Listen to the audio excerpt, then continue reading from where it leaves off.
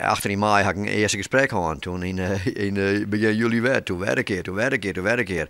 Ja, dan had ik een keer het. En dan ging ik eigenlijk steeds hoe dezelfde dingen. Ja, dan denk je, nou, shit nou eens op, kom op. En nou ja, dat vinden ze zelf ook wel, ja. De Haan zal de Heerenveen-coaches begeleiden van de voetbalskwallen onder mij de A-junioren. Wat train je op welk moment, wat je hebt bij welke leeftijdsgroep.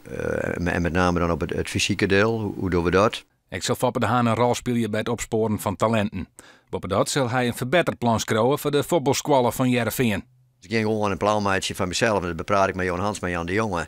En zei van nou ben ik er dan net en soms ben ik er een week, soms ben ik er een dag, soms ben ik er 2 dagen, soms ben ik er helemaal net. Hè. Dus je krijgt hoe het is, wat de omstandigheden zijn, hoe goed het veld is of net. Hè. Dus het is ook net zo dat het is wel ongewoon werk, maar het is net werk wat op elk moment, op elke uur van de dag een bepaald plak had. De Haan doet zijn nieuwe werk bij de Veensters net vrijwillig, maar krijgt een symbolisch bedrag. Met het eerste alvertal van Ron Jans had de Haan, die het tijdelijk bondscoach van Tuvalu weer, geen bemoeienis. Zijn rol is voornamelijk zeg maar in de voetbalacademie. Waarom net op het eerste altal? Of eerder dan het nodig? Nou, daar hebben we een trainer voor en Foppe die wil graag met talenten werken. En daar hebben we uitvoerig over gesproken en dat is heel helder.